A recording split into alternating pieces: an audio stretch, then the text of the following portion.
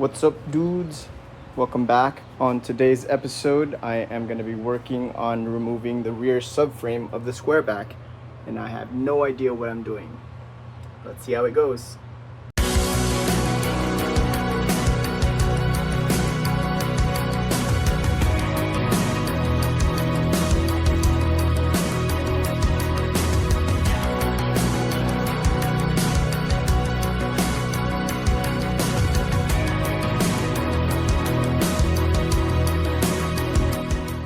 So I did my fair bit of research on what I could in regards to removing the whole subframe on Type 3s. One of the videos that I found very useful was made by Duckman Cycles, so thanks for that, bro. So apparently there's only like 5 major bolts holding down this entire subframe. So the 2 here on the top, right here, same thing on the other side, those are all 17s. Let's go down to the bottom. Those 2 on the top will bolt down or bolt up the subframe here from the top. The next ones are right here. That's also a 17 on the left side. Same thing on the right side over there. And then down here, there are 4 13 mils on each corner of that plate.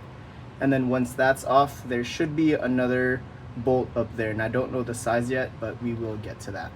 So I just realized that when I initially put these on the jack stands, I actually put them on the subframe where it connects to the spring plate right here. In this current setup, I'm not even going to be able to remove this subframe, so I'm going to lift up the subframe, or the whole body basically, from right here in the middle with the floor jack, and then relocate these jack stands to those jacking points that's directly on the pan. So once that's out of the way, I should be able to get started.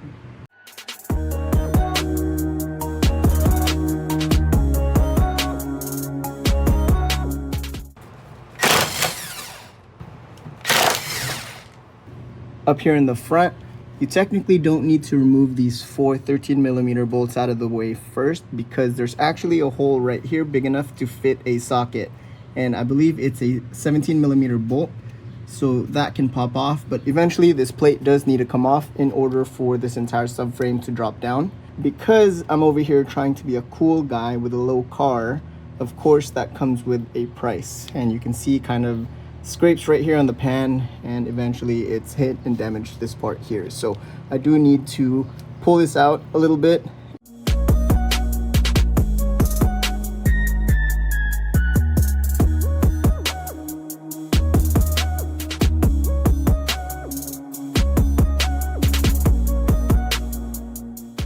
I'm gonna remove this top bolt holding this shock in place, because once the subframe's removed, the bottom of this shock is basically going to be the lowest point of the subframe. So I'm going to eliminate that. That way, once the subframe goes down, it's just going to lay flat on the ground.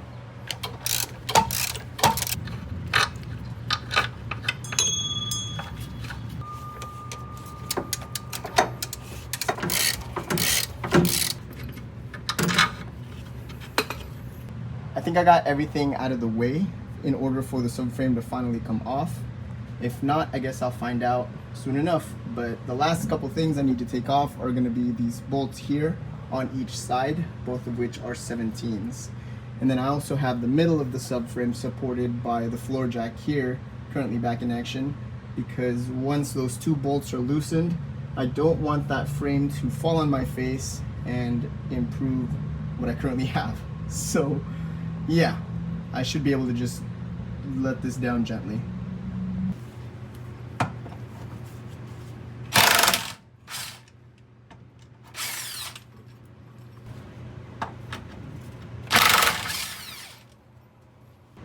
Okay, dudes, so I really don't know what to expect. I've never done this before, so I guess I'm just gonna slowly lower this floor jack, and hopefully this subframe will just go down with it. Oh, there it is. I guess you kind of have to shimmy it to come off of the bushings. It's more so stuck on the front bushing.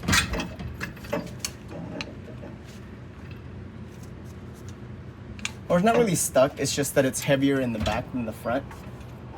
But just keep it balanced, I guess.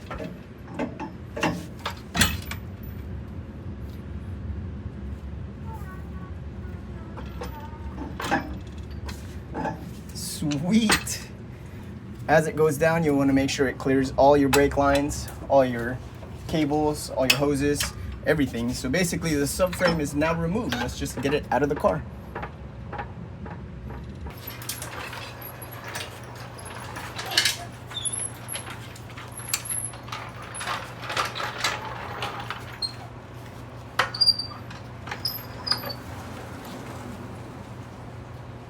Pretty cool, dude. Yeah, I've never done this before, but I've taken this apart a couple times before when I first lowered the car. So this spring plate here is gonna eventually come off. I'm debating if I want to do drop spring plates or adjustable spring plates or something. I don't know. If not, I mean, I guess I'm okay with my stock ones. But all the bushings I do plan on replacing from ISB West. So there's bushings here, here, here, here, and there. And I plan on replacing all 5 of those, and you can see them right here. I mean, I guess it's not in too bad of a shape. Like it's still pretty rubbery, but I mean, at this point, this rubber is like what, 57 years old, right? 2024 minus 1967, yeah, something like that.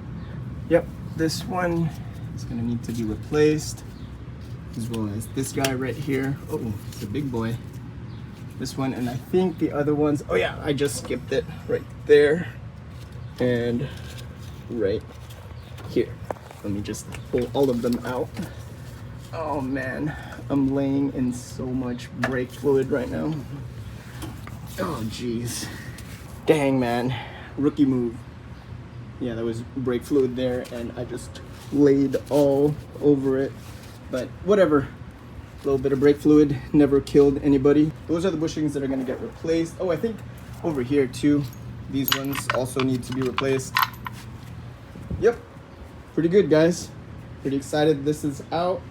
One step closer to getting the transmission onto the subframe. Actually, maybe somebody in the comments can answer this, but I'm wondering if I can install the transmission onto the subframe and then install everything as an assembly onto the car, or if I absolutely need to install this first before that. I don't know. I guess let me know what you guys think. Like I said, I've never done this before. At least that I've done this a couple times. I just don't know if I can kill 2 birds with 1 stone. So let me know, put it in the comments. I think this is gonna be it, guys. Thanks again, as always. See you on the next one. Peace.